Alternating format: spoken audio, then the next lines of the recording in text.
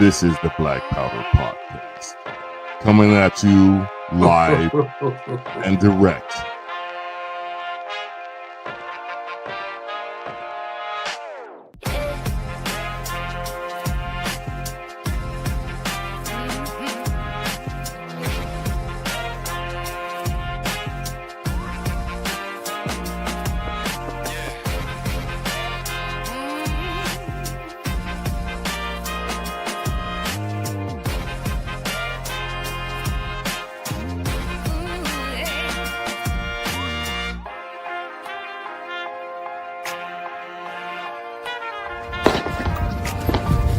Your salty tears season my life. It's the Black Powder Podcast. Yo, what is happening? Thank you. This is the Black Powder Podcast, the only real libertarian podcast that has ever existed in the history of mankind itself. We were there in the when the light, let there be light. That's when the Black Powder Podcast came into existence. I'm Marcus Matthews. That's how old you are, Marcus? Oh, here we go with the old jokes. My man. I'm Marcus Matthews, the only real libertarian, coming to you from the fourth largest economy in the world, chairman of the Wu-Tang Clan Libertarian Caucus, and I'm joined, as usual, by my brother, Eric Parker. Do you have any other names besides Bull Liberty? Are you the chairman of the like Merle Haggard Libertarian Caucus or something?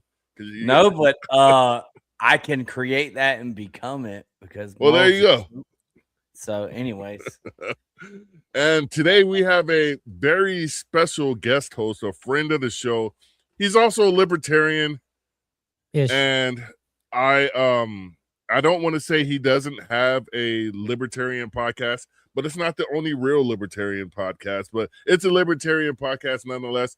My guy, DL, Liberty Dad, how you doing this fine afternoon, my man? Very well, sir. Very well. And by the way, I don't say I'm the only real libertarian. What I say is I'm the most objective libertarian. Oh, there we go. So there's that. We all got to have our shtick. You know what I mean? Yeah, everybody got to do what they need to do. We're going to give some. I'm like the most bearded redneck libertarian. Does that work? Well, that's why we're going with the Merle Haggard libertarian. DL made me. For the record, those that don't know, DL was the chairman of Duval County Libertarian Party when I lived there and ran for city council. He had to rein me in. He made me cut my mullet off and trim my beard. Duval? You know. But yeah, fun times it was. I'll never forget it unless I get Alzheimer's. Yo, shout out to our girl Terry Batts checking in. Also, D, your salty tears season my life. Probably Marcus. Yeah, that's one of those things I like to stand by. DL. Go ahead. I just want to. I was going to say. Yeah. I was going to. I was going to say DL's here. Thought it would be a good idea because he's in Jacksonville. He's a libertarian. I'm no longer in Jacksonville. We could have a host here to help ask local questions to our next candidate that we're going to have on this series. Yeah, our next guest. I don't know if we should bring him in just yet. I'm kind of liking the vibe here. Yeah, we don't want him to kill the vibe, you know? Right. But it is his episode today. Yeah, I am, and I can see him crossing his arms and backstage, looking flustered. At any rate, get back here. He's leaving. Oh no! Hey, go to his screen now. As the here we go. No, come back! Don't and be left. We would like to introduce our guest tonight. He is running for District 10 in the great city of Jacksonville, Florida. I have no idea why I can't get away from Florida, man. This is disturbing me to no end. I have no idea why you don't know how to read. I have never touched meth in my life, yet I can't seem to get away from Florida, man. But I know you're trying to get much closer to Florida, man. I jest. We have one of the great voices in the libertarian movement as our guest tonight. He has a special place in my heart. I tell this man I love him all the time. And he is I leave you on red. Delivered. He left you on delivered or red. He said, I love you. Okay. He is also a co-host on the greatest libertarian podcast there is. And that is not a co-host on Liberty Dad anymore. I only spent some time on there. I wasn't a co-host. Right. But today we have a very special guest. He's running for the 10th district in Jacksonville, Florida, like I was saying. Mr. Tub Rorabaugh. How you doing? Tub. We talked about that. He's gonna. All right, is that it? That was real weird. I can't do it because I started with diving into the scene because what I was going to do was every question you asked or whatever, I just go, yeah. And just be the absolute worst guest because I'm used to being the absolute worst co-host. Yeah. Now I'm going to kind of branch that out a little bit and see how far I can go. And so I didn't know DL was coming on until just before. In fact, Marcus, you messed it up is what it was. Yeah, I wasn't going to know. And I feel like DL is too adult for us. I feel like wait, I don't know how I gotta loosen up. Is that what he's saying? He's like, you're a stiff man. Yeah, no, I feel like at some point he's gonna say, listen, I'm cutting y'all off. Everybody go to your room. I feel like at some point that's what he's gonna say to us. So all right, y'all are done. Just go to your room. Let me I'm ask, not dealing with this anymore. What does it say about you when a preacher tells you you're too stiff and you need to loosen up? I don't know if that's a good thing or a bad thing. Well, I want to make sure, DL, I want to extend this. It's not a privilege, an invite to you. Please insult Tub at every turn. No, I'm a guest, dude. No. Oh, wait, yeah, I forgot that. Yes, Marcus. My bad. I do Marcus think. Is about to shut up for the whole episode. Let's throw in the occasional jab here or there and just a little, but let's remember we are trying to help. I'm a guest. We are trying to help Tub get elected to office. I don't want to give the opposition too much. So you're saying I should leave right now? Just exit now? Like, listen, this is not going to help in any way at all. All right. His son says some weird comments. You see the well, yeah. Yeah, that's it. Put up Danny right there. Please Danny. do. Oh, all right. we'll let Danny throw some any kind of things you want to get off your chest, Danny, please do so in the comment section. He can, but what you also have to remember is I will see him, and I will see him in person, and that will then he'll enjoy these couple of minutes and then not sleep the rest of the night. Let's be very clear. Well, but also anyone from Jacksonville, if you have any questions for the candidate, please put them in the comments, and if you want to say local or something, so we know it's coming from somebody in the area. I know most people are, but there might be some names in there that aren't obvious to me. So, all right, anyway. My bad. I just posted the first question for Tub. I know, and I shouldn't have done that because we got to get to the part, the who is Tub part from Eric. So, Eric, go ahead and do your thing. Oh, we're doing like a real guest. Yeah, you're a real guest. It's getting real. All right. Hey, Tub. Nice to meet you. Hey, Eric. It's a pleasure. Just wanted to know, seriously, what made you decide to run for office this time? I know that's kind of, I guess, not foreshadowing. What's the term? But anyways, it's explaining that I already know you've ran for office before locally in Jacksonville, but kind of tell people how you became a libertarian, what made you decide to run this time, how you got involved in the party and politics instead of just being a registered libertarian voter. All right. So in reality, I was like a lot of them. In all honesty, I was libertarian for a long time, but never did anything. I fuss. I did what all libertarians do. We complain and we do nothing. And so I remember this was even last cycle when we ran before. Like I tell people all the time, I say, you can't complain and do nothing. And then I realized at that point, I'm like, oh crap, that applies to me also. And so that's when we ran last time. And what it was for anybody who doesn't know, is our church had gotten shut down by the city, by the fire department. And so we started going through that process. And as I went through that process, I started realizing there's a lot of things in Jacksonville that are messed up. Like when you start pulling back the curtain a little bit, you just see the ugliness of society there. Because I think what we tend to do is we tend to just go through our lives. We might complain about things. We don't really see something. And you all know that sometimes when you start seeing something, you can't unsee it anymore. And that's kind of what happened here with local politics. Something you saw on social media? Oh, dude, that's stay away, dude. It's just like that. So once you see it, it can't be unseen. And so I remember I was like, okay, fine. And I decided, okay, maybe city council will be the way. Now, bear in mind, there's a lot of things inside of this run, which is a continuation of that run. Okay. So like when we ran before, when the three of us were running, we had this understanding that our goal was to help spread the word of liberty through Jacksonville. Remember, and that was kind of an always underlying theme for all three of us. Like, hey, let's get the word out there. Let's let people know who we are. And I think we moved it a little. You did a lot, Eric, because of your one-on-one race. So I think we moved it a little. And our goal then was, hey, let's try to make it easier for the next group to run. And so with that, that's one of the carryover things from last cycle. All right, let's spread liberty. Let's let people know who we are, that we exist. And then the other part was I started realizing, which is also a carryover, is that city council members don't care about the people. They don't care. In fact, here, I'll kind of answer Dee's question with what she said there. So I realized that my email inbox is smarter than I am. Okay. And I'll explain it. What? No, wait, Tub. So let me explain it. So if your email is like my email, you ever send out an email, if you don't hear anything, it gives you an option to follow up. Oh, well, hey, follow up with this person. So that's what mine does now. And I realized a couple of days ago, you know what?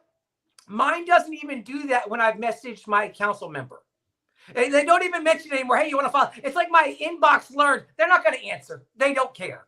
And so it kind of gave up on it. And I realized that's the ongoing theme that is still in place. They still don't care. And so for this time here, I was like, okay, that hasn't changed. It hasn't changed. And like Eric, you know, DL, you've gone to some city council council meetings here in town. You know, especially during public comment time, they don't care.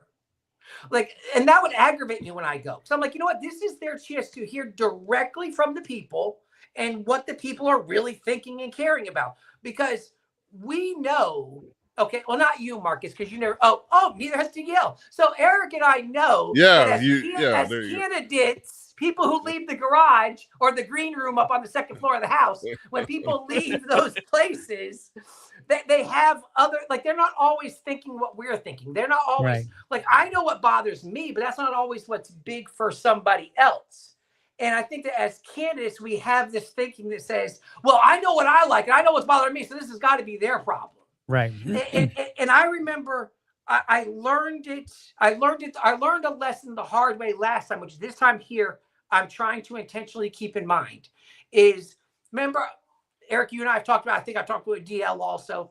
Marcus, we don't talk. I don't like you like that. Oh. I mean, I can talk all the trash and you can't say none of it. This is, I want to be a guest next week too. All right. So there, I'm going to point because it's right up there. So right up the street up here, there's a little corner store. And outside that corner store, they have a kind of a makeshift shelter, if you will.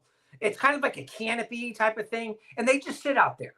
Okay. Now, when I say this, they are predominantly Marcus sitting out there. Okay. Older black men. Yes. They have slightly more melanin than I do. And so I would drive by there. And I kept telling myself, hey, one day I'm going to pull in there and I'm going to ask them what they got going on and what their issues are. And so one day I did. I finally pulled up. Jumped out his truck. They all ran. Cop. Immediately they were all like, dude's a cop. And so when I went walking up to them, they were all very standoffish. Very standoffish. You're like, hey, naturally. fellas. Naturally. Look, hey. You're you're a white It guy was in a truck. Can you kind of Yeah. see how that like? Yeah, there you go. You know. Yeah, I see where it's it's coming from.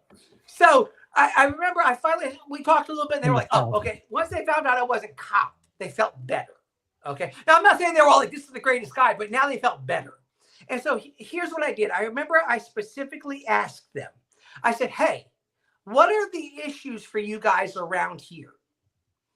And I knew in my mind what they were going to say. Like I knew what they were going to say. It was going to be policing and housing issues. Like I knew it. Because Eric, you know, DL, you know the area, it's Pearl Street.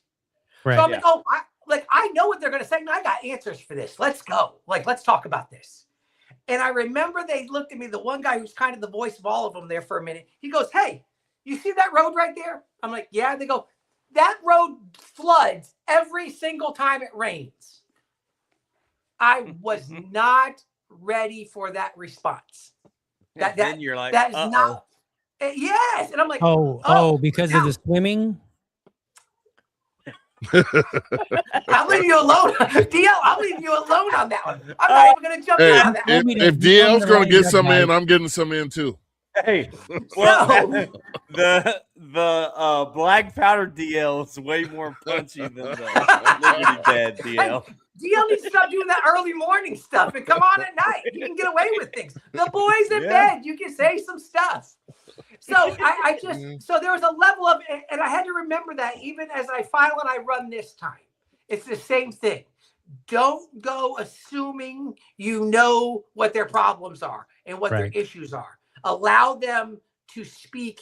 And so tonight, I had an event tonight that I went to, and they invited me pretty quickly after filing. And I remember like, hey, do you want to come and speak? And I wasn't sure about the group. Like, I don't know fully what they believe, what direction they're going in. So I was just like, hey, listen, I would like to come in the first time and just listen. Let me just hear what's going on. Let me hear what you guys got. And then I'll speak at the next meeting. Like, dude, that's fine. So when we got in there, of course, one was Anthony Brown, which us here in town, we all know Anthony.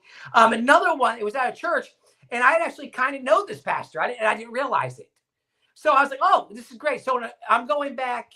I'm going to be out of town for their next one, but then the one after that, I'm going back to speak specifically at that one. But it was good to just sit there and hear the issues, to hear the things that people really have going on as opposed to what I think it's going to be. Right. So that is the long pastor answer for, okay, Tub, why are you running this time? There it is. That's a great, honestly, answer. It kind of explained history, some of our history together.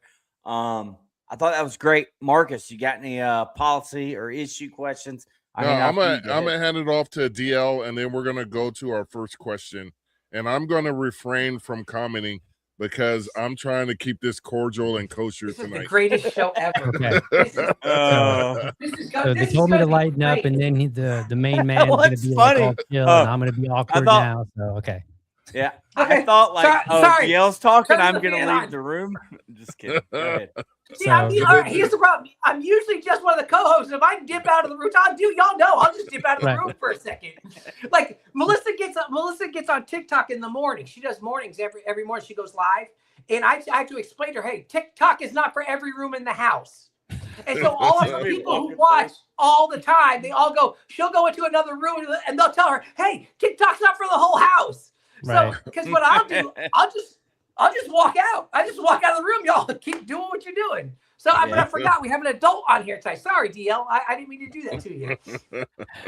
Oh, I don't know if my reputation that precedes me is all that good or not. But anyway, so that was I think what you said was very interesting because to be honest with you, if you were to say like, and people may not know this for you who are listening that are not familiar with Jacksonville, but if you go to that area, if you live here, it would be a reasonable assumption to say housing and policing, right? Mm-hmm. Like that would be a reasonable assumption. It's not even like, oh, it's just my pet issue that I've superimposed.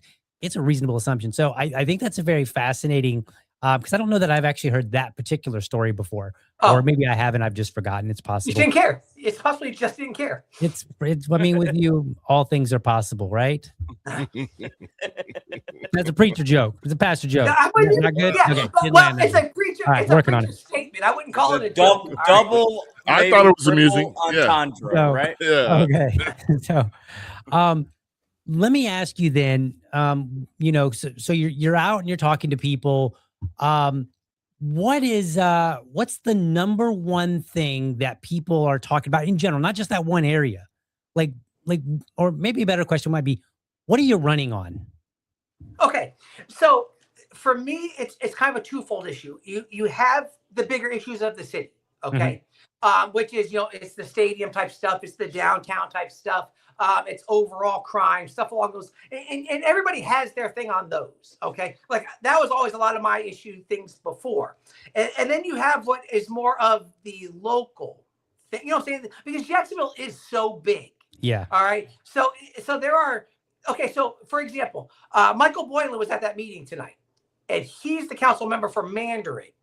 Okay, now let's be very clear. I'm sitting here, for those of us who know the area, I'm sitting right off of Myrtle Avenue, okay, in a little church on State Street, okay, and he's coming from Mandarin, and us here in town know those are two very different worlds, and so there can be different issues that it's going to be that varied. So for me, that now the local, the more of in my district type issues, there are some policing issues that I'm hearing about. Once again, it's more of which part, because the district is pretty diverse. It's actually more diverse than I thought. It's predominantly Black, it's predominantly Democrat. Okay, but there are a lot of pockets around, even like my neighborhood right here. We're diverse, but I found out there's a lot of Republicans in this area. And Shocker. so, I got to find my people inside of that. You got safe zone. Marcus, would you say? So here's what happens. So you have the policing stuff, but you know what I'm actually hearing stuff about, as crazy as it sounds and as trivial as it sounds, that we dismiss sometimes, especially as libertarians: potholes, sidewalks, upkeep of property, homelessness that is in certain pockets of the district. And there was a guy I spoke to briefly tonight because he was talking about homelessness in the area. And I talked to him after. Him and I were talking, and I said, listen, here's the thing. Homelessness it's a big issue across basically the whole city, in all honesty. Like there's portions of homelessness unless maybe not in DL's area, because he is that much nicer than all the rest of us. But as a whole, homelessness is around. But here's the problem. And this is what I'm willing to say. Like I'll say, I don't have an answer for homelessness. I don't have it, because in reality, homelessness isn't just this district, not just this city. It's a national issue, really. It's not even a single issue for each individual homeless person. And you and your wife know that, Tub. So right. So what I'm saying then, DLs, is there's the bigger issues of overall city stuff. And then, like I said, some of these smaller ones are kind of, okay, they're really worried about potholes and roads and sidewalks and just stuff like that, trash removal, things along those lines. Now, I have some answers for some of those other things, but as a whole, like I look at it and I go, okay, here's what I started learning. In fact, you know what's funny? We had a guest on this show when I was just a co-host and Marcus was being a jerk. Wow. Tonight, so all right, so now DL, you can appreciate this one also. So it's a gentleman who's local to us that all of us know that is running for Congress. Okay. I think Are we not allowed to say his name? I don't know. Are we saying his name? No, because I'm going to say bad things. Is he a fan of us? Are we a fan of him? Well, now he's going to say bad things. He's not. Yeah. Well, we were until right now. That'd be an awkward situation. Like, hey, friend, you're either about you on the podcast. All right, never mind. So here's what happened. Mark K. He's all right. He's running in a district of a do-nothing guy. That might help a little bit. Yeah. Okay. So here's what happened. I remember I asked him, and I said, "Hey, listen," I says, "what do you think is the role of a congressman for back in his district? I don't think that you just go to DC solely to worry about getting DC type stuff, national type stuff. I believe you have to represent your district also." And I started learning because, I've never been a fan about government giving out money to things. Okay. But I have this different thinking in some ways where I go, you know what? It's our stinking money. You're stealing it from our district anyway. Bring it back. And so I'm kind of like, you know what? If you got to go to DC and fight to get some of our nickels back again, do it. Like, and at some point, I listen. I don't care what it's for. Get our money back into our areas again. And I'm starting to have that thinking here in Jacksonville. Like, we can have the whole citywide thing, but you know what? Let's make sure we're getting something done in our own district. Let's make sure instead of us constantly spending money downtown, we're getting money up here that we can address the issues of the things that people want done around here. So I think that's the thing right there, DLs, is it's trying to attack it on both sides. And so far from what I'm hearing is nothing. It's the stuff that as libertarians, we sometimes dismiss. But it's the real issues of the people who are living in that area. So if you want to get some of the money back, some of our nickels back, at least from city council, which you would be working, what's your relationship with members on the city council or people that are running that might end up being on the city council? Because that's going to matter. There's 19 of them. Yes. There's one of you, similar to Schmark Schmay. You know, we're not going to say his real name, but if he wins, he's got, you know, and he goes to Congress, he's going to have, 434 people that he's got to convince. Right. And so, like, what's your relationship with what you have to work with? Okay. So there's a level of personal relationships that I have with, well, hang on. You don't have to name them, just in general. You don't got to name them, but maybe list them and say their district. Well, no, here's what I say. Like, if I say personal, I don't want people to think like I'm hanging out with them all the time and stuff like that. That's not what it's like. Gross. But there is a level of where we know each other. We can have conversations with each other. They see me. They know stuff along those lines. Okay. And so there's 3 of them in particular who are on council now. Okay. And they are all first-term council members. So they'll be there again this next coming. Because chances are, let's assume they don't lose their incumbent races and they stay in. So I have 3 of them. 2 Republican, 1 Democrat.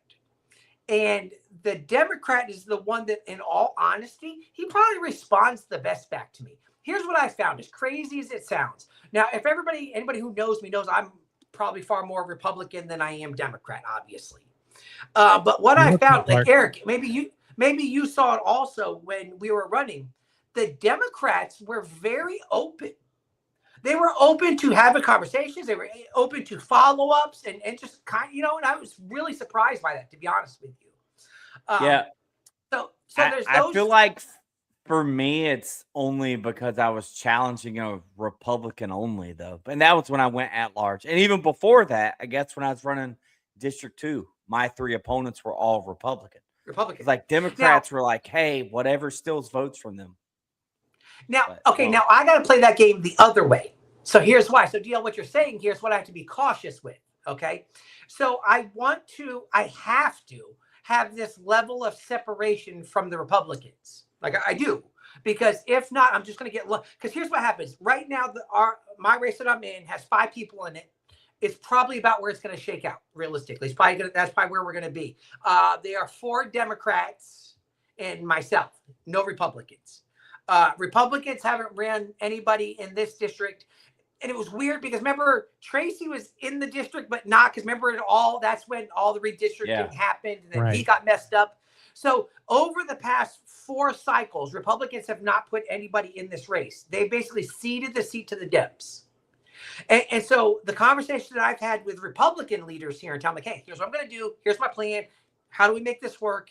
Is I have to be able to say, hey, Republicans, I'm okay with you because I'm going to need your support realistically. Okay. But at the same time, I can't play too close to them because then the Dems are going to go, you're just one of them. And I'm not one of them. If I wanted to be one of them, I would have switched parties and ran as a Republican. I wouldn't have had to worry about it. You're not going to win. You're not going to win this with even if every registered Republican voted for you in that district, you still not going to get done. Not going to get it done. So here's the thing. To go back to DL to what you said is how do I work with these other ones to get things back into the district? Now, I would like to think I'm not one of the libertarians that go, DL, how do we usually say? We're the party of principles. And you better just understand my way and understand how that's not going to work. Right. So I understand how it works and that, hey, I understand you want to get that done in your district. Well, here's what I want to get done in my district. Let's work together to accomplish this so we can get things done. So I think that I have some benefit by being the only. Well, we have another libertarian running, so let's assume that one doesn't get in. I'm up there by myself as this whole libertarian. Okay, so with that, y'all know we sit in this middle area, honestly, with the parties, with the two major parties, that we tend to have things on each side that we can agree with. So I think the best way that I would be able to get things back into the district is to, for lack of a better term, to play the game. You know what I'm saying? To say, okay, fine, I'm with you. I get what you're saying in this one with each side of the party, with the other two parties, realistically. Because I do know I'm one. Like you said, DL, I'm one of 19. Right. Okay. And I'm an outsider of the other 18, realistically, as a libertarian. So I don't think, and DL, you might know this. Eric, you might. I don't think What about me? Alienated. I don't think I've You don't know alienated. this. Oh, okay. No, you wouldn't know this. It's a local thing, Marcus. Just sit there and be pretty. My bad. I'll All just right. sit back So, there. every now and then hit a button throw thing. Because Let yourself out, Marcus. You don't have to leave, but you got to get the hell out of here. out of your own podcast. So ultimately, I think, and was that D who just said that? It's what I think libertarians have been talking about a lot lately. I think we're catching up. Coalitions. Yeah. There it is. I mean, and so inside of that, it's you find the ones that you can work with. If you know what, if you have one issue, if Republican, Democrat, don't care. If you have one issue that we can agree on, let's work on it. I don't have to focus on the 20 things that we disagree on, and I can focus on the thing that we do. So what I was getting at is, and like I said, you guys might know, I don't think I've alienated. You know what I'm saying? I don't think I've alienated any of the members. A lot of times if I say anything negative, it's about the group as opposed to this person. And y'all know I don't get into name calling. I don't do that type of stuff. Ooh. So prayerfully, just with you, Marcus.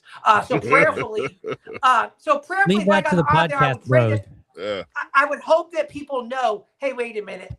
Tub's going to listen. We're fine. We don't have to hate him from the start because he didn't attack us unnecessarily. All right. So we need to get Marcus, into this. Go ahead. Yeah, we need to get into this quick commercial break here. And I want to bring up a website. Is it for Colt 45? Oh. Wow, I'm trying to plug you. Hey. My fellow libertarians. For the record, I'm going to do a plug here only because Tub was our candidate. I'm drinking Dirtbag Ales. That's low-hanging fruit. That's low-hanging fruit, bro. I don't even know. Anyway, can I get back to my little micro segment here? Let's go, micro segment. Yeah. My fellow libertarians all over America, we need to start at the local level. And the local level is school boards like Woodcraft out there in El Paso. Ryan Woodcraft. Local elections like Sam up in Junction City, Kansas. And now it's Tub here in Jacksonville, Florida, where we have an honest opportunity to win an election, but we also have to put our money where our memes are. And I have posted a link, donorbox.org, Tub for 10 link, 5, 10, 15, 20, whatever you can give this man and help him out. That's how you advance the cause. That's how we get on stage with whatever boomers that the Democrats and Republicans put up in 2028.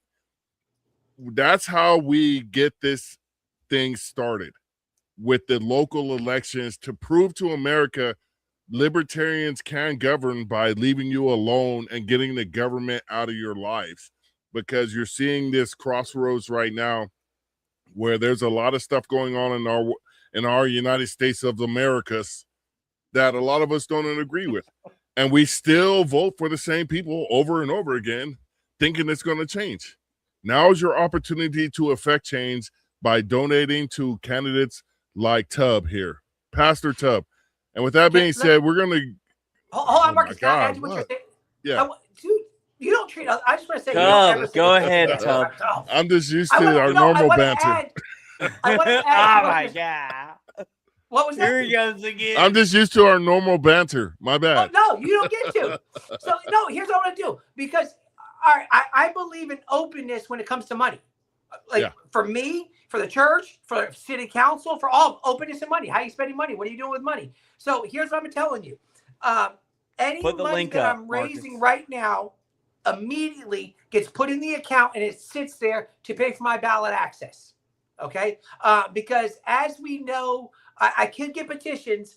Petitions don't play out well. It takes forever. It doesn't, the system, it's not horrible. We understand that Florida's not horrible when it comes to candidates. It's not horrible. But when Eric and I remember, Eric said we went in, we started out doing petitions. We're going to get petitions. The process is tedious. It's a mess because we spend all of our time. They throw out half of them. So here's what happened. One day, Eric and I went in together because they tell you when you get petition signed, bring a small amount in first. And so then kind of get the account and get moving. So we went in, Eric and I went in together, and they kind of thumbed through them a little bit when you first turn them in. And she goes, hey, this one here is no good. And I looked at it and I go, it's Eric. I'm like, this is the one he filled out. I said, how many petitions does he have to have before he does it right? So he took it, he filled out a whole new one right there. Later on, 3-4 days later, he's got kicked out again. Yeah. And he probably can't spell. My signature didn't match. He was doing it on purpose. I'm sorry.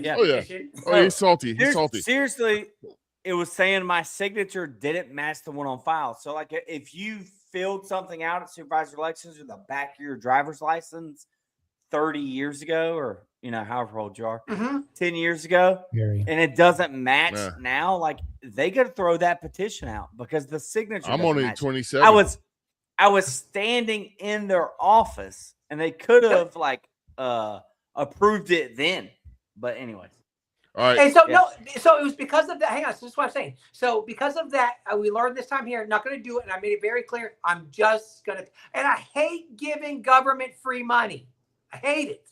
But in reality, so any money that's raised now, we had a couple expenses that we've been able to cover already. So anything that's saved is going in the account. It's actually what I did last time. I took it and I put it aside. It stayed in the account. I didn't do anything. I didn't spend any of it. It stays there for that purpose. Once that money was raised and we got to the next amount, then we started ordering more things, more palm cards, stuff along those lines. Because my whole thing is what happens if you go through all this stuff and then you don't have money to get on the ballot anyway.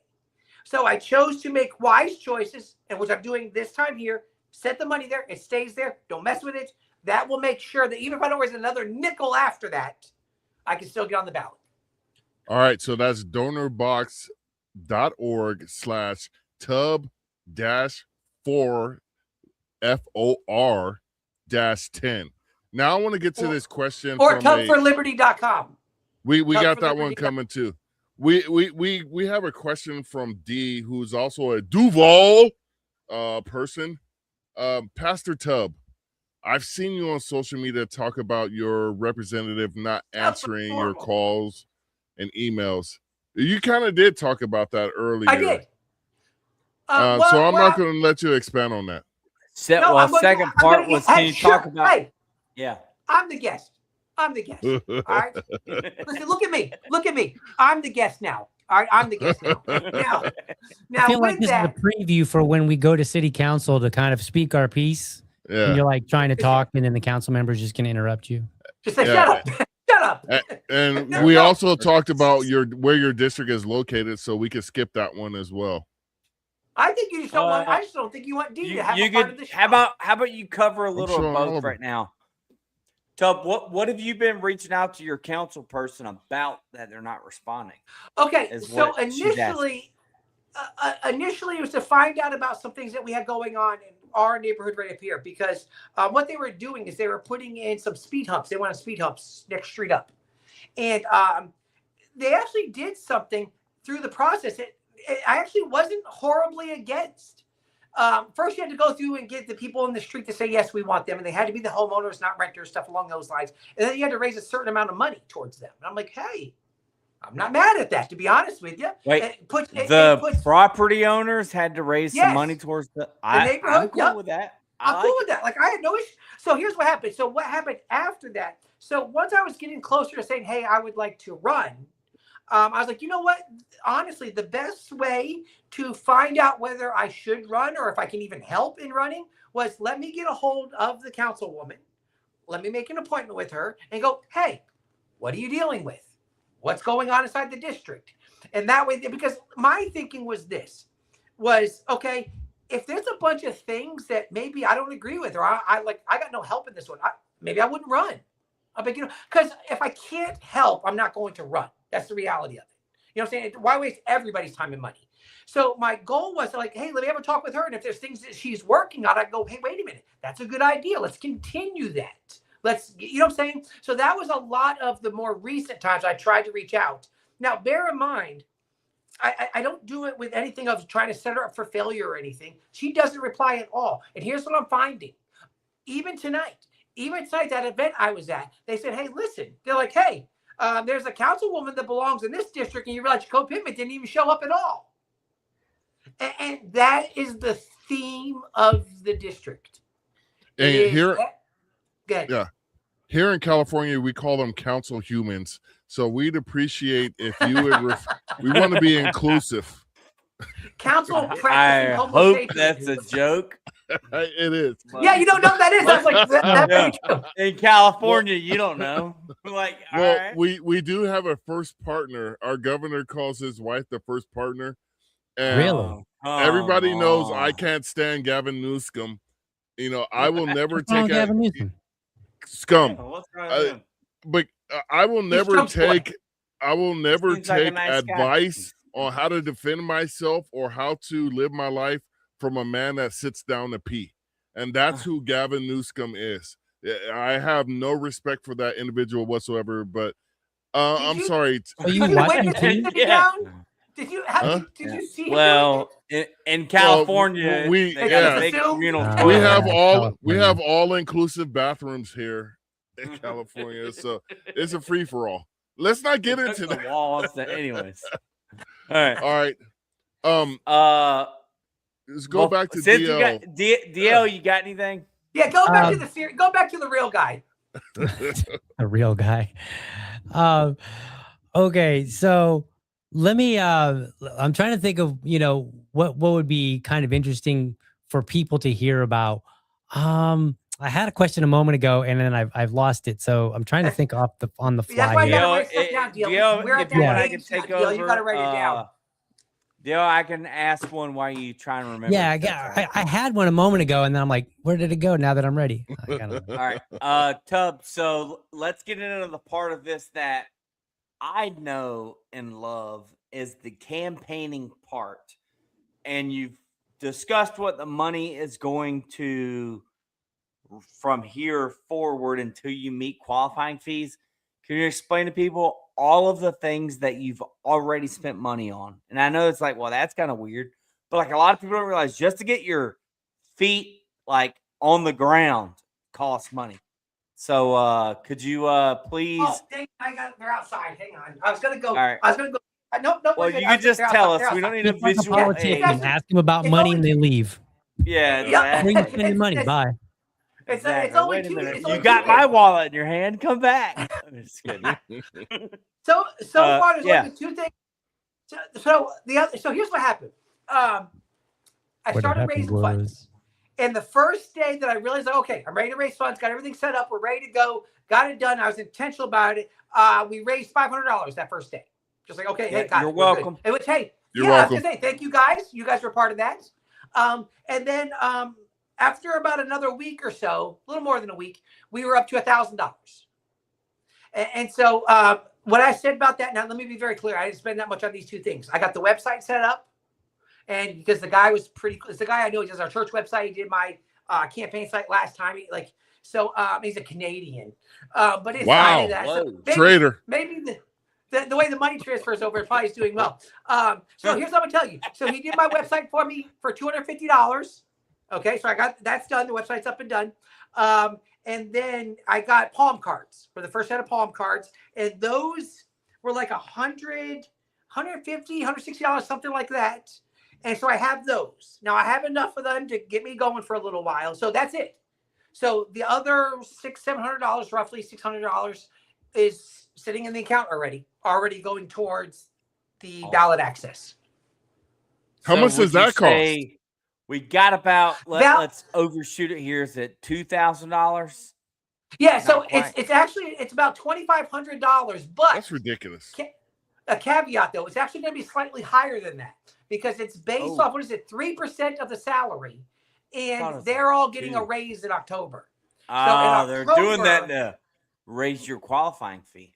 That's why. Yes. Now, here's what I'm going to tell you. The good thing that the state of Florida, the LPF, not the state of Florida, but the state party of Florida, they actually waived the fees, which actually saves about $1,400. Can you explain that to people that don't understand, like how the major parties and your qualifying fees goes to directly to the party, a portion of it anyways? Could you go into that, Tubb? Yeah, so so I know here locally for city council, stuff like that, it's like $1,400. It's right around, it's like $1,400 that goes to the party. So that's why the party overall doesn't care. Put candidates in. They're going to make money off of it. You know what I'm saying? If they're not doing ballots and they're paying access, the parties are going to make money. And that's where the Libertarian Party actually does well. They're actually kind of like, hey, you know what? We want candidates. And so we're not worried about kind of scoring our money out of that or anything. It's just that we want candidates. We want them to run. So that actually, it's a big help. Because remember, Eric, they did it for both of us last time. Yeah. And they had to send a letter to our supervisor of elections saying we waive the fee for our party. Yep. Republicans and Democrats aren't doing that. Because if they do it for one person, they got to do it for all of them. And then they got, 19 district / at large, and there's several candidates running each one, and they would get $1,000 basically from each one of those people. So they're not so they're not gonna let that go because they're gonna make money. That's all they really care about. I mean, money and power, that's all they care about. That's what I'm talking about. So those are the two things so far that we spent money on, and right now there's nothing else. Like I said, my goal is to raise all the funds to save away for ballot access. Wait, so when is the election? Do you remember your question? Yeah. Yes. Okay, go ahead, Dio. I think Marcus, were you asking something? Yeah, when is the election? March. There's a next year. There's a unitary election that happens. Okay. So what happens is the top, unless somebody gets 50%. Somebody gets 50% over 50% plus 1, it's done. If nobody does, then the top 2 go into the general. Now, let me explain something out here. So, like I said, there's 4 other candidates besides myself. They're all Democrats. Where I was going to go with now. Let's talk it. The last deal, you'll like this part because you like when we know our numbers. So the last election that we had, she won it with 6,311 votes. She got just under 65% of the vote in the unitary election. Now, bear in mind, she was the name. She was the name everybody knew because when she gets done, because she termed out, when she gets done, she'll have spent 10 years in city council because she got appointed for 2, which gave her enough time to run for 2 more terms. So the name is out this time. This time the name is out. Okay, we don't have the big name pulling out. So now there's a better chance of the votes being broken up. There's no one big name in there anymore. In fact, there's no big name in there at all. So it'll fracture that up a little bit, which, as crazy as it sounds, actually works to my favor. Because what I got to be able to do, and I've already started getting the hardware. I got my mapped out where because now hardware. Oh, for website stuff. Oh, I mean, for voter information. Yeah. A little sensitive. I'm a little jumpy in these days. Yeah. No. So no, not that. So inside of that, so there's a way there. There's a way for it to be done.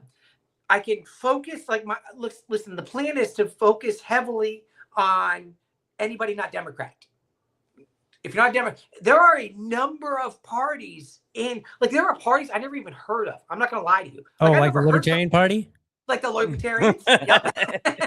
Yeah. And so there is a path. Now, I've had conversations with a notable person of an opposing party in town. I don't want to throw any names out there like this, but we've met a few times. We've talked about, and there's an avenue. There's an avenue there. Now, in reality, the best way to do it and to attack it is to plan on winning it in the unitary election. Like, So put it in all the out there. first round, Yep. Right. Let all the votes get split up. 50% in Plus March. one. Is what you're saying. So And that's interesting wait. because Is that if you this March? Like we're in March? You mean next March. year's And this book right here. Remember when we had Eric Plug. Frankie on? Mhm. See, so there's a little plug for the book. So when he was on, I'm like, hey, I'm gonna get that book, and like I've actually been going through it. I'm like, wait a minute, there it is. And right now, one of the things that we're working on is okay. Don't go to the people that are borderline voting people. If they tend to stay in their party, but they like if they're Dems, for example, and they kind of vote, but not overly regular, leave them alone. right. Don't remind them there's an election. Leave it alone. You know what I'm saying? So I'm actually kind of going through. The book has actually been a big help. And the good thing about it this time here is, like, Eric, DL, you were around it, so you saw it. We didn't have a whole lot of help. In many ways, we were kind of a one-man team, except for the three of us kind of working together. But it's kind of, we got to figure it out. There's already been a matter of incorporating people with me. People are already saying, hey, I'm here. I can do this. What do you want me to do? So we've already got a small team, if you will, in place already. And we're just getting started. And the way I see it is this. My initial door knocking is me. Has to be me. For first contact, for all of these other ones, it's got to be me. It's got to be the candidate himself. Right. And then after that, we can kind of start filtering out a little bit. Right. So that's interesting because I was looking it up, and it looks like in 2023, Jacoby Pittman, she got 64% of the vote. But then two of the people that are actually running in the race this time around, Chambliss and Hopkins, they only got 13% and 10% respectively. So presumably they'll get a little bit more than 10% because there's not the big name to suck up, but presumably they'll still be, because I'm looking at it and I'm seeing that there were basically four major names. There was Jacoby Pittman. She got 64%, but then you had 13, 10, and 10, right? So it looks like, the other names aren't maybe as popular. And so it does kind of look promising. And I don't know some of the other names that are in it. So what I was going to ask you is, I'm going to ask you the tough question here. Okay. And maybe you kind of already answered it. So you're in a heavily Democrat area. I believe that all four are women. Looks like from their names, they're all four women. They are. And I believe they're all black women. They are. So you're a white fella and, not bagging on you too hard for that, except for the white privilege and, all the other stuff. But all that aside, what is your plan to go into a district that is largely black, has voted largely black, and vote as a white guy? Get elected as a white guy. Like, how are you going to get past the racial barrier? Because whether we like to talk about it or not, it's there. Okay. So here's the thing. First off, as crazy as it sounds, I don't think racial barrier is going to be my biggest issue. I'll talk about that in a second. But here's why. I think in certain portions of the district, my libertarianism is going to be a problem because I'm not big on government handouts. And when you start being honest and you start saying, hey, I don't think you guys should be getting that in the first place, that's going to be, I think, my biggest downfall. Because all I have to do now, I'll just go around and I talk to people and go, hey, one of my friends is a black man. Talk about Marcus. And so I'm all set. Now, realistically, I got a black friend. Here's what happens. There is, because of the size of the district, because of the variation inside of their diversity also, here's what I found. Last election showed that the people in the district as a whole, now at this point right here, I'm not breaking them down by race or anything, it's as a whole, they are unhappy with what they're getting. Here's why. If you take those same numbers that you just looked at, if you go and you look up ballot, people in this district voted way more for mayor and they left the district blank.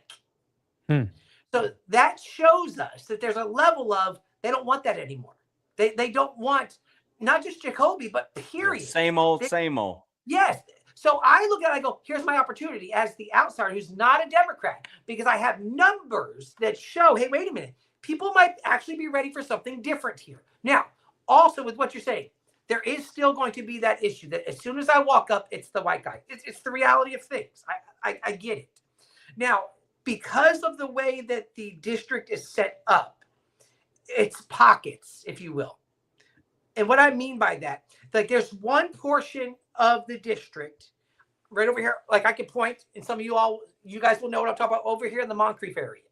Okay. Oh, yeah. Moncrief is heavily, predominantly black. It just is. Okay. And that's fine. So it leaves other portions of the district in play. So what I have to do and what my path has to be is hit up all the other ones. I got to be willing to get in. And like I said, hit all of everybody who's not a Democrat. Start with them. Find out the ones who've been sitting out. Because once again, the platform that I'm using for voter information is showing that. So I'm able to look at it and I can kind of put race aside a little bit. Now, I'm not going to lie. Okay. Let's be very clear. I hope not. You're a preacher. Y'all see how many times y'all see my little grandson come running in here? Yeah. Okay. And so here's what will happen. Oh, you're going to take him with you? Yeah. Bring him and your sons with you. Make sure. Take him with me. Hey guys, come on, we're going out. Make sure that he's watching the Pivot podcast while you go. The Pivot podcast? Pivot podcast, yeah. Oh, yeah. Okay. So inside of that, I can be like, yeah, I see what you're saying. Hey, look, I just want to let you know. Look, so here's the thing. That was bad. I shouldn't have said that. Yeah. Am I allowed to say this? Am I allowed to say this like this, Marcus? You tell me as our resident brother. As a resident black man. So here's what I found, and Melissa will usually tell you: older black women like me. They probably do. I don't know why. Yeah. Tub, take this with a grain of salt, but you're a pastor, and believe it or not, a lot of older black women Democrat voters are still Christian church-going women. You know what I mean? Yeah. Yep. So it's like if you lead, and I'm not saying lead with that, but you get my point. Like they found out you're a pastor, and we went to those same events in the black churches, and they're like, "Oh, pastor," you know, and you know, it doesn't hurt. It doesn't hurt. Yeah, it doesn't hurt. It doesn't hurt. I don't know, Marcus. Sorry, I stole that from the brother. Well, I mean, that's all you people do. Right. Yeah. Well, but all I'm saying, you need to have a cookout. I'll come out there and make a brisket. You got to pay for all my travel expenses, and I'm staying at your house. Probably sleeping in your bed. Everything was good till right about there. Right about there, you lost. All right, he gets getting a little weird now, but okay. We'll get an Airbnb. No, not with him. But heck no, I don't do the swirl. He's not a Republican. We don't Stay at your house. Not so much. Tub, it'd be cool if I'll come out and I'll do the pork butt since Marcus don't cook or eat pork. Allah forbids it. But you're Christian. But your dad was a deacon, right? Yeah. But do you know in Aramaic, it's what is it? Eloah? All right, it's almost we're getting off track here. Okay, wrap it up. Get off tracks. No. Hey, Okay. I don't know who's willing to go over an hour, but yeah. Okay. So let me follow up. You said that your biggest issue is probably going to be being a libertarian because the district in general is used to being promised handouts and stuff like that. So when you come across somebody and for something local, have you worked out because here's the thing that I think people forget. If somebody's getting something, there's presumably a need or there's a dependency of some kind, whether it's a real need or whether they just gotten used to it, whatever the case. And so you generally have to say, here's what you're going to get that's better. What's better? We can't just be the libertarians and go, no government, that's better, because that's not going to work. What's your alternative? Okay, so in reality, there was actually when we were running last time, we were putting signs out, and there was a guy that I was running against. He had hired some young black guys to go out and put signs out, and I remember I was talking to him. I said, "Well, hey, why are you working for him?" Like, "Oh, I'll vote for him." I said, "Why?" And they were like, "Well, because he's promising all those things. He was promising a bunch of things to them." I said, let me ask you a question. I says, how many people you know in your family or in your neighborhood or anything like that who have been arrested for weed? And they're like, both guys are like, oh, and they know, because that's what it is. I said, about this? I said, don't you think that maybe your life could be better if we got rid of such penalties for marijuana possession? That just maybe then you wouldn't have a criminal background, which then you can go get the job, the apartment, these type of things without having that stuff sitting against you. So what we would be doing is actually finding a better way for you to be able to go live your life, because we're taking hindrances away from you. And that was the pivot. That was because the other guy was promising stuff, and I didn't want to promise. I'm not going to promise you stuff. Like, I'm not going to do that. But the pivot was to say, hey, what if we were able to get rid of obstacles? And for them, that was like, yeah. Melissa will tell you, she was with me when I did that. She's like, yes. Because at that point, they were right there. I think they were like, dude, why am I putting this guy's signs out? Because it was enough. So you've got to be able to, you don't just go, no, that's horrible, forget about it. You got to give them something else that seems like hope. Something else that makes them go, hey, you know what? So like I have found already in conversations, if people want the handouts, they want the things, and they think that because libertarians, we're against everything, which, you know, we are. I make it very clear. I said, listen, I said, I'll tell them, I said, listen, I said, I know I don't like government handouts, and I've done this when I've turned it. I don't like government handouts. I don't like them do. I said, but I'll tell you right now, there's a couple of things here in Jacksonville, which I think spending our taxpayer dollars on are great. And once I say that, they're listening. I go, the library system and the park system. And when they go, why? I said, because everybody can use that. You don't have to pay any extra money. It's taxpayer dollars being used for taxpayer things that now we have access to. And I says, that's what government should be doing with taxpayer dollars. And like I said, what it's doing to them, I didn't promise them anything, but I'm showing them something to go, hey, I'm not against using taxpayer dollars, but it shouldn't be for these things. Instead, let's focus on what I do agree with, how I do feel like this is a good way to spend the money, that we all can use these things. And so it doesn't seem like a shut you down, you suck, get rid of all of it. It's the pivot. It's the, okay, I don't believe that's the best thing. Now, here's what I found. Sometimes, anybody who's run, you know it, Eric, sometimes you pivot out of it with, you don't touch the subject at all. You leave it alone. And then if they come, and Eric, you've seen it. A lot of times they won't come back at you. Well, like, and Tub, that's a good segue into like my next question to add on to the conversation is like, how much of these handouts that we're talking about are even available or at the local level? You know what I mean? Like, that's a pivot. It's like, well, a lot of the things you're talking about are a state or national. You know, Social Security, like, so city council doesn't really have there's a few, I don't know, or not organizations, I guess organizations or committees or whatever, but a lot of what your constituents probably talking about, you aren't even get a chance to vote on. You know what I mean? So that's pivot there in a way, right? Right. So what we have here now is we know here in town, they're spending a lot of money downtown. And a lot of people who live in Jacksonville don't go downtown.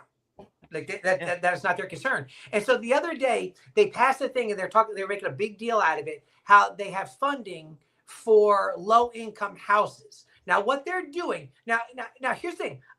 When I heard it, I'm like, okay, I'm not necessarily against this. Okay. What it is, and I don't like the idea of government making home loans. Okay. But that's what they're doing for these low income houses. They got a certain amount of them. I think there's 10 of them to start out with.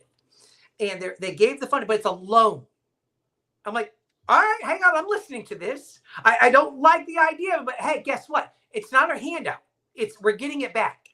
And then here's how I kind of went to the other side of that to address the pivot, if you will. Was, okay, hey, listen, at least they're willing to do that. That's fine. I said, but it seemed odd that for low-income families, you can get a loan, but for the billionaire downtown, he's just getting money. Yeah, he's just getting a gift. He's just, and then they're like, wait, and so you kind of, That's what I'm talking about, comrade, class warfare. There you go. We hate those billionaires. All right, so let me ask you this. I want Tub to knock on my door right now. Go ahead, Tub. I want you to knock like you're knocking on my door, and I'm going to answer the door. We're going to do a little skit here. Candidate Tub. Candidate Tub. Okay. All right, go ahead. Marcus, young man, is You don't know the my one- name? Yes, I It do. does. Yes, I do, because I got the information. I All know right, well, who you are. All right, Okay, yeah. Tub, seriously, is that how you Okay. would knock on the door? Yeah. All right, seriously. Hey, all right, Knock I'm on telling the you right now, sidewall right if there. if Tub came up to my door and said my government name, I'm closing the door and I'm saying get a warrant. Get a warrant. That's all. Marcus, all right, so nope. Okay, my bad. Go ahead, Tub. okay, so listen, it starts simple. Hey, listen, Well, I'm Tub. I'm running for city council. I'm doing it mainly because I live in this district. I care about this district, and I found that we don't get enough voice inside of this district. What's going on with you?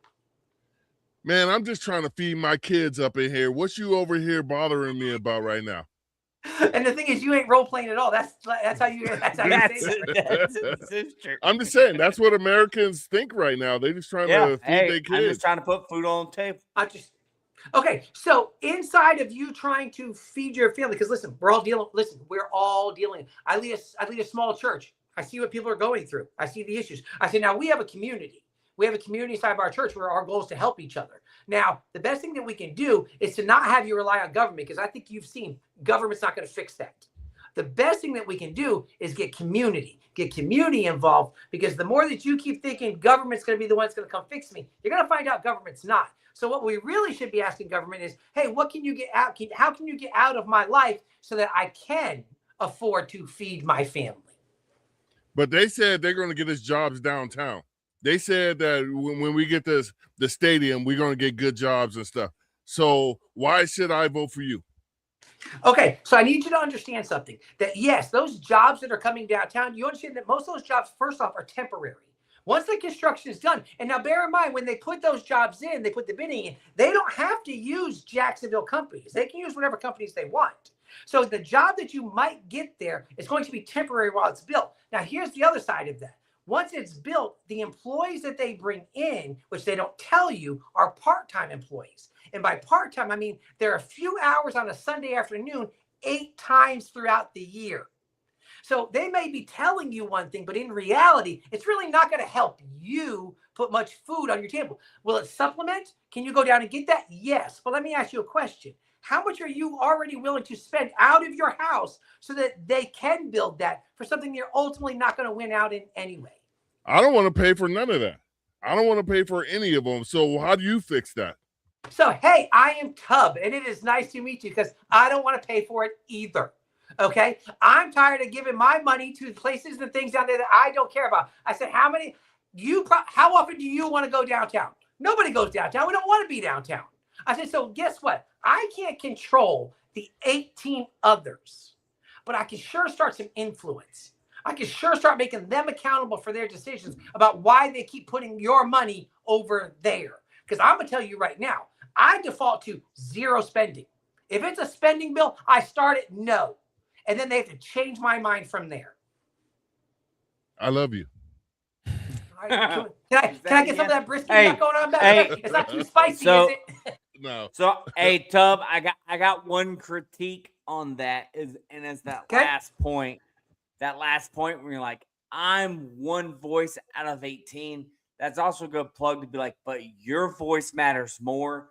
And if you started going to city council meetings and you started speaking up against the spending, they would listen to you, the constituent, and a vote more than they would listen to me right But now. when you go and Ain't, do that, ain't nobody got but time you're for right. that. Yeah. So but I had to go. Well, you yeah, go to do that. now you don't want to say have an that to ally. a Democratic.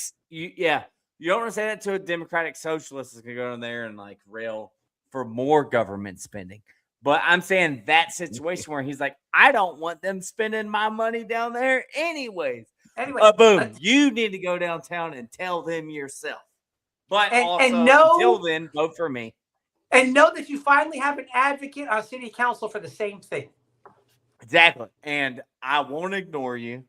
And I'll make you an honored guest.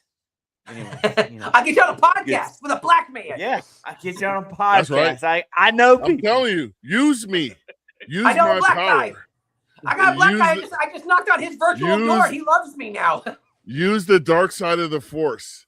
All right, so we're going to start wrapping this up. We're going to pass the mic to DL with your final question, comments for Pastor Tub here Tough for 10.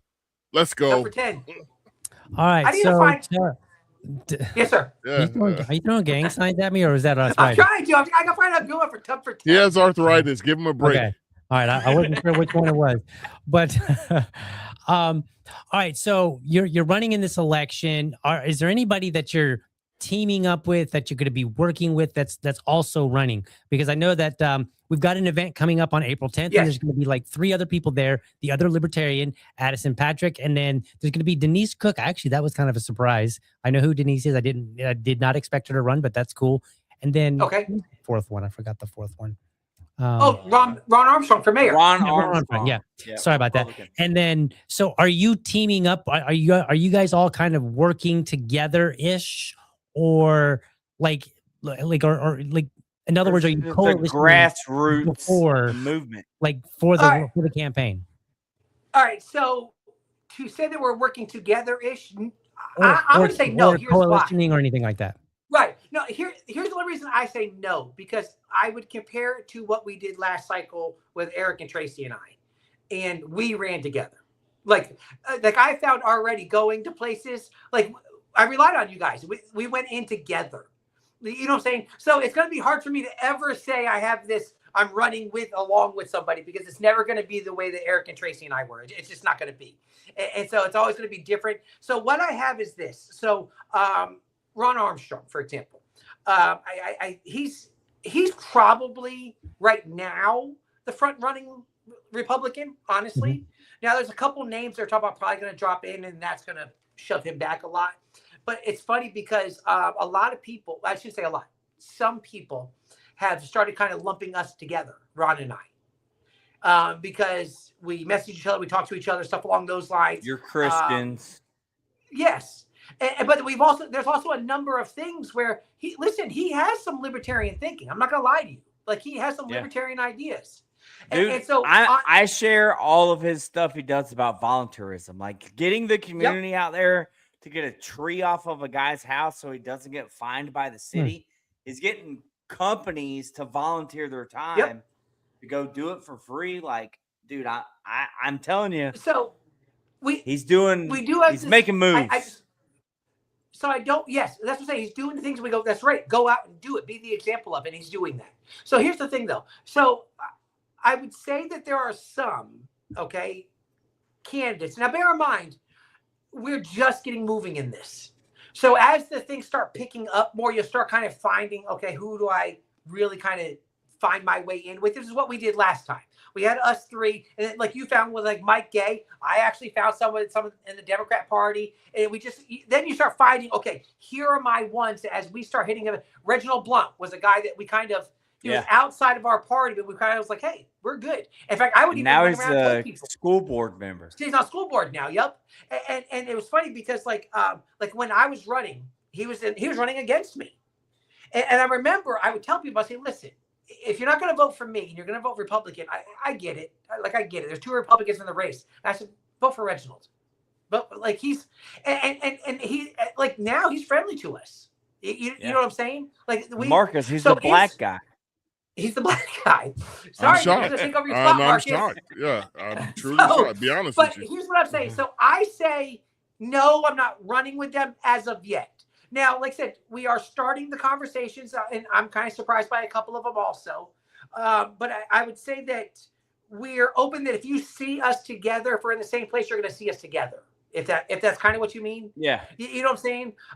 Well, like tonight. The same organizations are going to reach out to y'all and ask y'all to speak at their events. And now let me tell you this. I have had conversations with a certain leader inside the Republican Party. Yeah. And so we meet and we talk, and he passes numbers off for me. He's like, hey, get a hold of these people, get a hold of this person, do these type of things.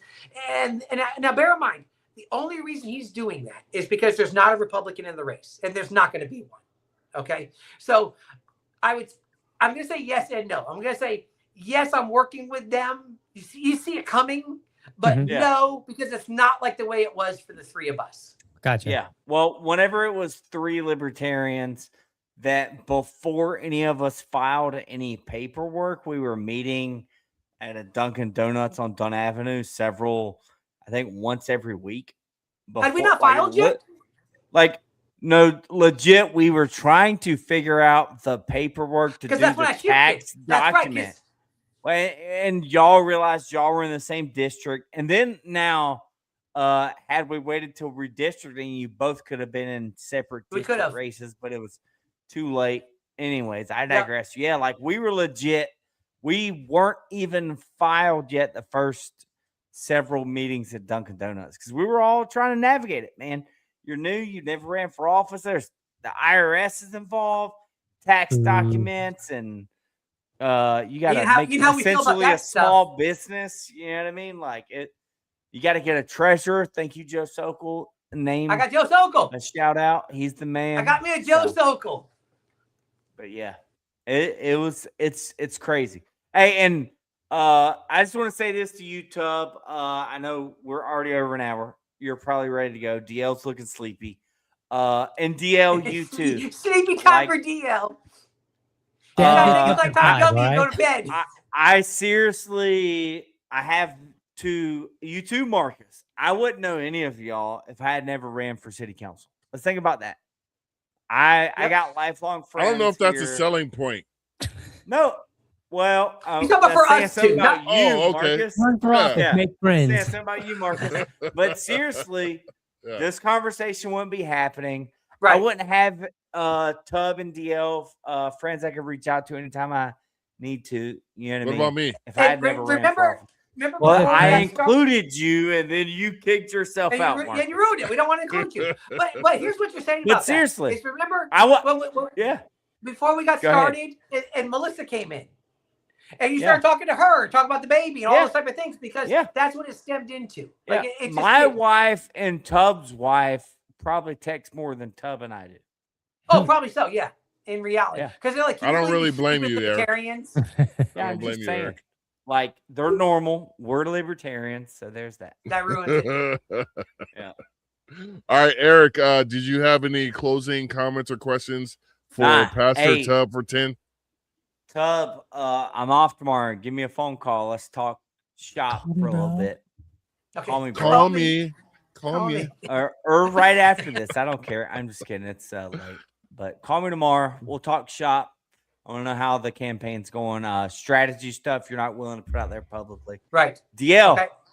Also, anytime. Call him too. DL, you call him too. Call me too. DL, we need to schedule that dad talk. I know we tried before. Yeah. Your schedule's really inconvenient, so we'll work on No, he's doing nighttime stuff. No, your schedule's inconvenient. So like I reserved that was the joke. a.m. and then 6:30 p.m. Can you do either one of those? Sometimes, maybe. If not, we can figure out another time. Yeah. No, my schedule is the problem.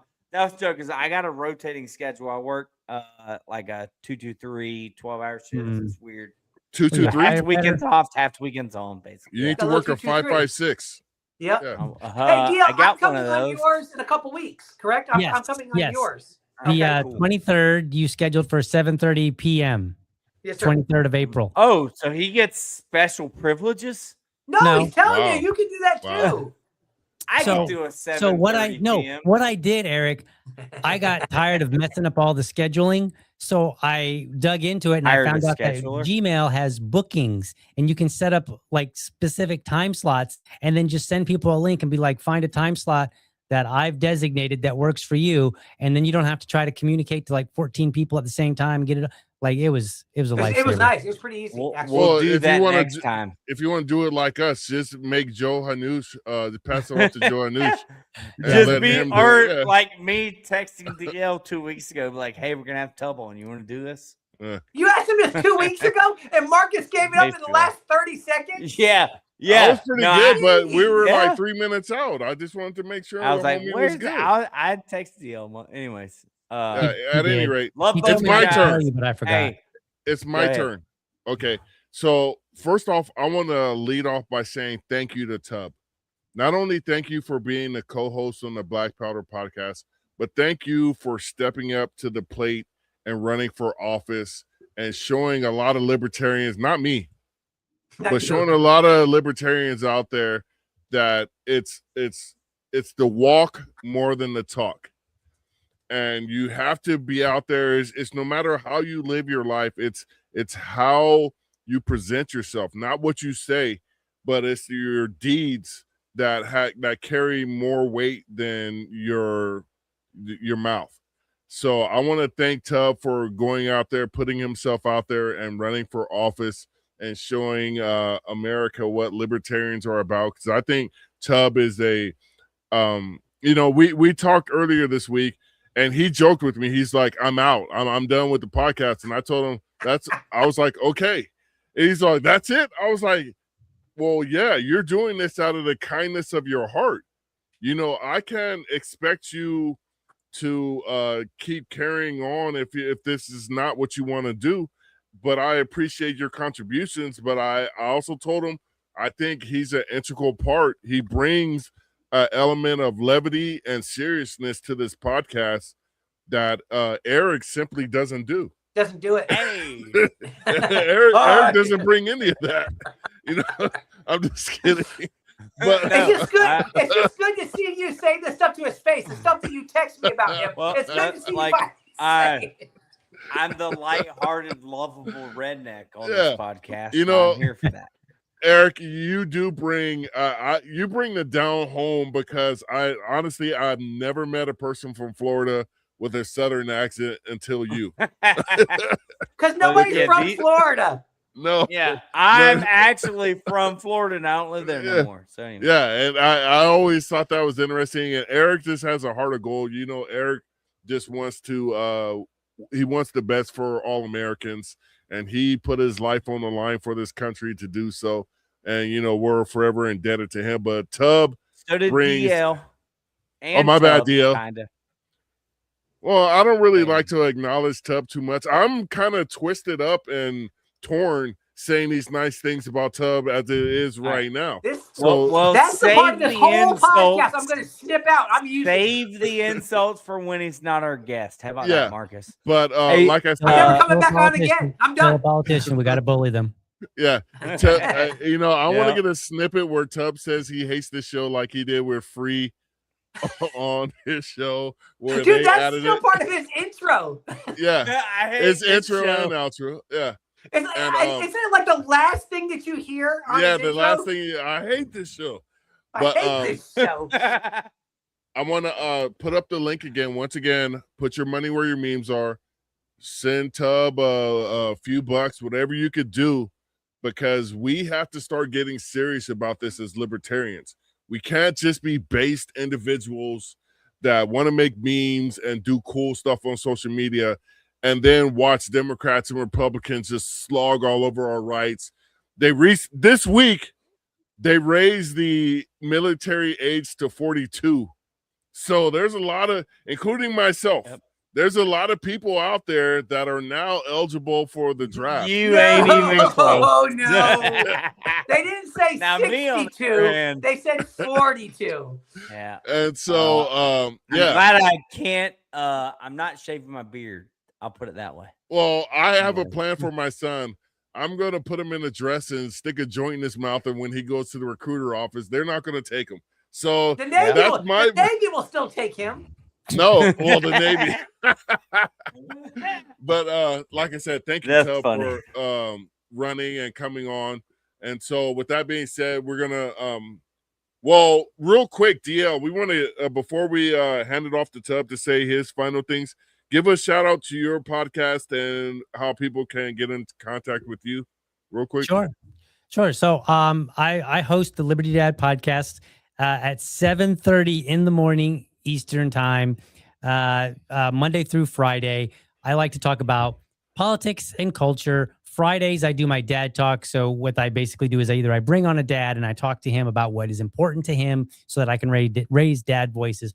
Or I talk about something from the perspective of a man, a father, or a husband, or some variation of all three. And so I do that on Fridays. Mondays are kind of my favorite day. I dive in, I do a bill review. I generally do a bill review. That's where I just grab a piece of legislation, I read it, I talk about it kind of in depth.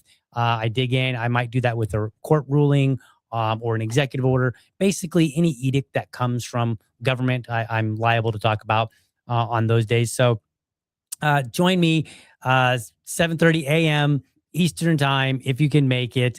You can go to youtube.libertydad.com. You can go to rumble.libertydad.com, x.liberty. You just basically put whatever social media and then .libertydad.com, and you'll probably find me. So thank you check for that out. Yeah, thank you very much for coming on and helping us out today with this special guest. When I say special, I really mean that in the educational sense. Hey, D said if Tub can get some jabs in, so can Marcus in the comments. So I'm just following. If you got a problem, that's it wasn't D, it was Terry. My bad, Terry. I didn't see. Terry is part of that horrible show. Why are we even listening to her? All right. So with that being said, we all had our closing statements. We're going to pass it off to our esteemed guest, Mr. Tub Rorabaugh. Thank you very much for coming on. Please give your closing statement and how people can reach you, help you, and whatever you need. So first off, you brought DL on here, and here's what's funny. He was the surprise into this. DL was also a surprise at my 50th birthday party. That we had a small. That was 10 years ago, right? Yeah, that was 2 years ago. There was 10 for yours. 10 years 10 ago. for yours. But DL is always the surprise in my life with certain events. Now, with that, listen, my goal in running, first off, is to be better for the city of Jacksonville, realistically. But in all honesty, it's bigger because I do want to be, what I say all the time, I want to be an effective voice for liberty. Like, I want to be able to go out and represent the Libertarian Party well, because we don't always have that. So I've been saying, going through this whole thing, my whole thing's been, let's do different. Like, let's do different. And then the idea of doing different is, let's do different with our thinking now. Let's get out of our tribal beliefs and start saying, hey, wait a minute. I don't have to stay in my same group. I can do something different. I can hear different. Be willing to listen to something different. Let's do different when it comes time to vote. Because I often tell people, I say, listen, I said, everybody's a libertarian until it's time to vote. So I'm stressing to people, hold the different opening of your mind all the way until voting day. And then let's do different after I get in office, where you have an expectation finally for government and for elected officials to actually have some accountability back to the people again. Now, the thing is, the part that I hate, I'm going to hate the part that I'm about to say. I need money to make it happen. That's the reality. And I hate it. The conversations I've had, I don't like hitting people up for money. It's not my thing. I'm horrible. Eric will tell you, I'm horrible at it. I'm horrible about asking for money. But I believe that since we do it with a goal, the last time when I was running, I remember that day, I put a post and I said, hey, guys, I'm not going to do petitions. I'm going to raise the funds. And that day, Libertarians stepped up well. I'm not going to lie to you. Libertarians came through big on that day. And a number of people came up, and within a couple of weeks, we had all the money that we needed. So I'm just going to ask that maybe Libertarians step up again. This show is good about raising funds. This show made me start donating to candidates again. We bring candidates on. You know what? And Marcus, you do it. You sell me out every time. Put your money where your memes are. And I don't meme, but I still got to put some money behind it. In fact, it was because of this show why I started doing monthly donations to Larry Sharp. Now, I have nothing to do with New York, but you know what it is? He's a good messenger for liberty. So I too want to be a good messenger for liberty. And if I am, I'm going to ask you to do what Marcus says. Throw some money at the account. Let's get the money raised, and let's move on with campaigning, knowing that I got my ballot access secured. And I believe it can be done. Very well said. Right. All right. So, once again, kick me off. Remember, I'm not at the end of the show anymore. Hey, thanks, guys. Hey, DL, thanks for coming on, man. Absolutely. Okay, kick me off. all right, we'll kick you off. All right, bro. That's the new plan. Remember, that's the new plan. Kick me We'll off. do it. Kick me off. We're not scared. Yeah, my bad. I kicked him off a little too soon. No, my that bad. was hilarious. No, kick him out. All right. No, all right, now kick me out. Okay, thank you, Tub. All right. So this has been the Black Powder Podcast. I want to plug our guests for next week. We have Emily Lee coming on next week. Let me make sure I get her moniker right, because I asked what she is. She's a Catholic libertarian activist and influencer committed to promoting the consistent ethic of life.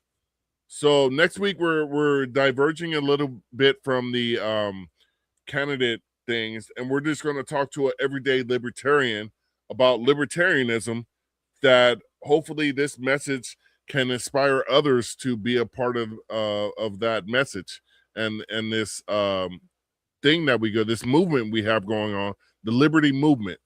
So shout out to Amity for coming on next week. Liberty, Amity is legit. Thank you very much. Eric, you got anything? Tub ain't here, but thanks for being here. Tub, I already said that. DL, thanks for doing this. I'm glad I gave you several weeks notice. Still kind of last minute. I know you got a busy schedule. It's all good.